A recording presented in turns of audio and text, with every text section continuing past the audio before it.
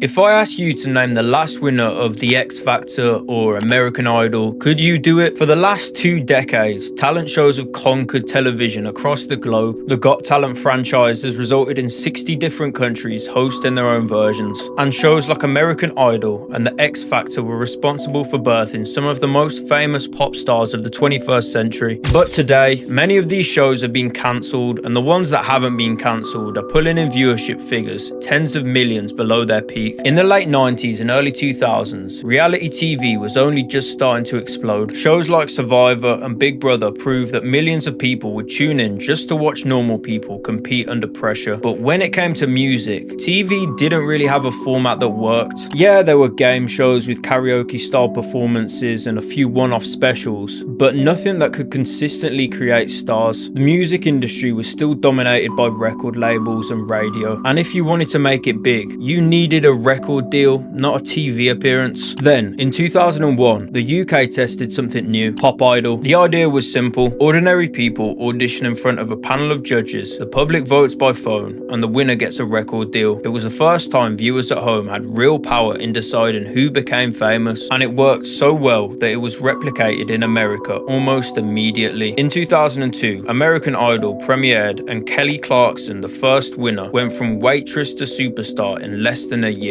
It proved the formula worked. Talent shows could create real stars. A few years later, Simon Cowell left Pop Idol to create the X Factor UK, giving judges more control and turning them into mentors for different categories. One for the boys, one for the girls, one for the groups, and one for the oldies. It made the show much more theatrical. There were backstories for the contestants and higher production performances. In 2006, he expanded his empire with Got Talent. The first version launched in America, and it was a hit from the start. The format was genius because it widened the field. This wasn't just about singers anymore, it was about any kind of performance. Dance crews, magicians, comedians, anything goes. In 2007, Britain's Got Talent premiered, and that's where the format really blew up. The magic of Got Talent was that it felt unpredictable. You never knew what was going to be next. In walks a 91-year-old woman, and all of a sudden she's doing gymnastics. Next thing you know, some tubby kid comes on stage and starts singing like Adele. Combined with the X Factor dominating the music side, Simon Cowell's shows basically owned reality TV in the 2000s. At the same time in America, American Idol was the biggest show on TV. At its peak, it was pulling in 30 million viewers a night. For 8 years straight, Idol was the most watched show in the USA, and the winners were real stars. Kelly Clarkson, Carrie Underwood, Fantasia Barrino, even the runners-up like Jennifer Hudson or Adam Lambert went on to be household names. Back across the pond, the X Factor UK had taken the formula to another level. Audiences were actually invested in these singers from their auditions to the live shows because they were just regular people hungry to make it. And like American Idol, the music actually sold. 2006 winner Leona Lewis had a worldwide #1 with Bleeding Love. 2008 winner Alexandra Burke broke records. In 2010, 5 teenage boys who failed as solo contestants were put together into a group and finished third. Unless you live under a rock, One Direction went on to become the biggest boy band in the world, and they didn't even win the show. Every weekend, with no Netflix and not much social media or YouTube existing, it was tradition for many households across the country to sit down together on a Friday and Saturday night and watch these shows week in, week out. The 2010 final, when Matt Cardle beat out One Direction, had nearly a third of the country tuning in. Meanwhile, Britain's Got Talent gave one of the most famous auditions ever in 2009 with Susan Boyle, a 47-year-old woman from Scotland who walked on stage, got laughed at by the audience, and then completely shocked everyone with her voice. That audition racked up 250 million views on YouTube at a time when YouTube itself was only a few years old. Her debut album became the best-selling album in the world that year, outselling Lady Gaga and Eminem. And Diversity's victory that same season showed that even dance crews could headline tours and win over mainstream audiences. Now, I'll refer to the American and the UK versions most in this video because they saw the most success, but by 2010, talent shows had spread worldwide from Australia to Azerbaijan. Even new formats were exploding. The Voice premiered in the US in 2011 to nearly 12 million viewers, and it instantly positioned itself as Idol's younger, fresher competitor. The X Factor UK peaked from 2008 to 2011, every year with over 10 million average viewers per episode, and acts like JLS, Ollie Murs, One Direction, Little Mix, Alex, James Arthur, all becoming massive pop stars, all in consecutive years. Britain's Got Talent also pulled in over 10 million average viewers for 5 years at the same time. After 2010, American Idol's viewership would drop by 20 million following Simon Cowell's exit, as he focused on bringing the X Factor to the USA. But after only 3 seasons, X Factor USA would be cancelled after Fox couldn't justify the cost for the viewership they were getting. Cowell came back to the UK to judge on the UK X Factor, but that show would also face a similar fate, with its final series being in 2018. X Factor viewership had dropped from 14 million in 2010 to not even 6 million only 8 years later. But viewership wouldn't be the only reason that X Factor got cancelled. Critics and viewers noted that the format had become repetitive and predictable, and the inclusion of joke acts contributed to a sense of fatigue among the audience. And it was true. A show about singers singing can only go on for so long before it starts to feel repetitive. As the years went on, it was like new contestants were trying to replicate what contestants in the past had already done. It also struggled as social media and YouTube grew in popularity. Simon Cowell named it one of the main reasons for the show's cancellation, stating the audience were now watching clips online rather than tuning into the episodes themselves. But undoubtedly the biggest reason for X Factor's demise was the countless controversies about the treatment of contestants and overall fakeness of the show. Little Mix member Jay Thirlwall stated, "I don't know anyone that's come off that show and not had some sort of mental health issue on the back of it, but also even now personally I'm conflicted criticizing it because it changed my life." The most famous example of poor contestant treatment on the X Factor is Zoe Alexander. Zoe was a contestant in 2012 who was working as a Pink tribute artist. She wanted to branch out and become her own artist, but after manipulative producers insisted that she performed a Pink song, she gave in and did what they asked, only for the judges to turn around and question why she's trying to be Pink. And with some classic X Factor editing, making her look like a psycho, she was public enemy number 1. It was only years later when she revealed the truth on her YouTube that people saw the true colours of the X Factor.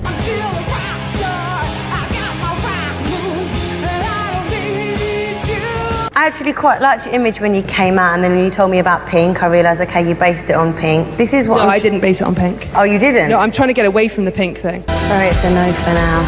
You told me to sing a Pink song. I didn't want to sing a Pink song. Once I was in the hot seat to be interviewed, all he wanted to talk about was Pink. The list of X Factor controversies is so long that it might as well be a video on its own, so if you'd like to see that, make sure you subscribe to the channel below. It's completely free, it will help me out a lot, and I drop videos just like this every week, so make sure you subscribe below. Now, for a lot of people, me included, the fakeness of X Factor was obvious for years. The X Factor was great to watch as a kid, weeks of people embarrassing themselves on TV, but after 2010 the chance of getting a career was minimal. The editing, audience laughing, applause and fake reactions of the judges just never felt natural, and that's because it wasn't. Moments were edited with judges' reactions from completely different segments of filming just to fuel a certain storyline. X Factor wasn't about singers anymore, it was about characters, and musicians weren't happy either. Calvin Harris said it had put music back decades, while Noel Gallagher had other words to say. It's not really about the music, is it? You know, people from Bradford singing in American accents is not really what it's all about. It's in a word, isn't it, to be honest, you know. But it's kind of who's got the biggest sob story this year, isn't it? You know, oh, my f***ing cat died, and his outstretched paw was pointing at the letter X on Pools Coupon. So I've come here today, Simon. Come here today, I'm going to sing What's New Pussycat. But while X Factor crashed and crumbled, the other talent shows continued to air year on year. America's Got Talent is still running today and has more recently produced superstars than the UK. Grace Van Der Waal, who won in 2016, became a megastar at only 12 years old, and Shin Lim, a magician who won in 2018, has toured globally on major stages. But since 2020, every show mentioned has struggled to create a superstar, and it struggled to keep viewership high. Not only is the format boring, but the need for a show like this in the present day just isn't there anymore. Before the internet, American Idol and the X Factor was your way of putting yourself on show to the biggest audience in the world. But come to 2025, you can find that audience yourself if you have the talent for it, and that's exactly what Benson Boone did. In early 2021, Benson Boone auditioned for season 19 of American Idol. However, after after making it into the top 24 contestants, he withdrew voluntarily, later stating he didn't want people to be like, oh, Benson Boone, American Idol blew him up, that's where I know him from. And although he didn't stay on American Idol, he used that early exposure as a springboard for the rest of his career. Soon after, he gained a following on TikTok, posting snippets of his music and covers, which helped him get noticed, signed to a record label, and reach heights he likely may have never reached if he stayed on American Idol. This is really the only way I see talent shows being used going forward, because even in their prime, winning the show didn't technically mean you won overall. In fact, it might have just added more baggage than finishing second or third place. And in the current climate, they're boring, they're repetitive, and they're fake. So with all that said, why are the Got Talent shows still running in the UK